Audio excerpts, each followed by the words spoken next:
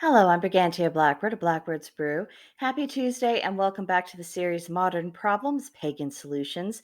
And let us consider together the question, what if we aren't doomed after all?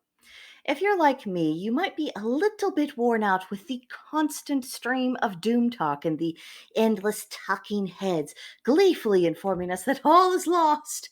There's nothing to be done, and we may as well just give up and surrender to the abyss. I've heard so many versions of that tale my entire life, beginning with being raised inside the Jehovah's Witness cult. Armageddon, coming any day now, don't you know? And there was never a JW meeting, which is their term for church service, in which Armageddon was not overtly mentioned or at the very least referenced. And of course, that was all about keeping the membership in line and making sure they were readily obedient, because obedience was the way to eternal life. And of course, being an 80s baby, I was born at the end of the Cold War. So threats of nuclear annihilation, that was just part of my childhood.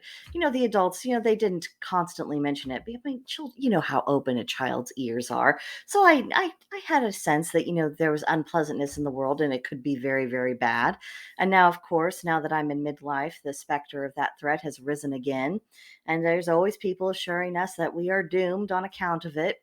And does a day ever go by when we don't hear something about the climate catastrophe? It's all going to end in a few years. Humans are the problem. Oh, the bliss of having a day when we didn't hear something like that. Now, despite the fact that these various screeching factions are selling different ideas about why we're doomed, the underlying message is exactly the same. And honestly, when they get to jibber jabbering and they have the same ideas that's why this, because of this terrible threat, that's why they need to control people and your personal actions and this and that. I mean, they really do sound exactly the same to my ears, because it is all about controlling me, controlling you, and everyone on earth who might fall prey to their influence. Now, if some great, terrible, unavoidable thing is going to take me out, then for mercy's sake, just get on with it. Let me die in peace. What are all of these disasters waiting for? Otherwise, if they're not coming, leave me alone. I am trying to live life around here. And that brings us to the real question of this video of what if we're not actually doomed? After all this, what if we are not doomed? Now, I am not suggesting that we aren't in for hard times, or that the previous actions of that have gone before us aren't going to result in the natural and logical consequences of those actions. But what I am proposing is that we are not looking at the end of the world.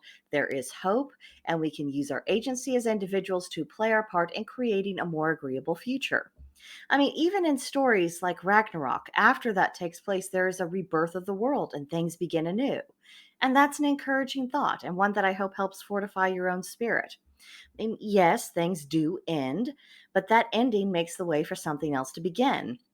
And what comes next is within our own power to influence.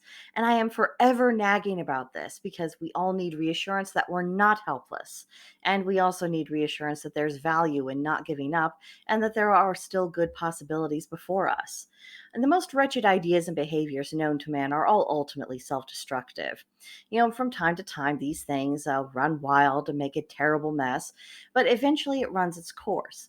People get tired of the awful consequences of those ideas and behaviors, and then they reflect and then they decide that maybe, perhaps, there's a different way of doing things, one that could be better. And that's always at the end of the madness. Let's also consider for a moment that sometimes saying things coming to an end is actually a good thing. However disruptive the process of that ending might be, it's getting out of the way for what needs to come next. All things have their time, and it is right for endings to come in their due course. But an ending is not a state of doom. I see what's crashing down all around our ears, and I will not deny that it's scary, and I won't insult your intelligence by pretending otherwise. But just look at all of the rot that it has exposed in the last few years. Do we really want to keep that sort of thing around? Or are we ready to dig it out, lay it to rest, and then focus on what can be brought to health and actually thrive? I don't know about you. But I'm bored with the stagnation and the rot, and I've had enough of the frame that there's nothing but awfulness in the future. That kind of thinking has gotten in the way of people taking charge of their lives, and as a result, the state of the world is worse than what it actually has to be.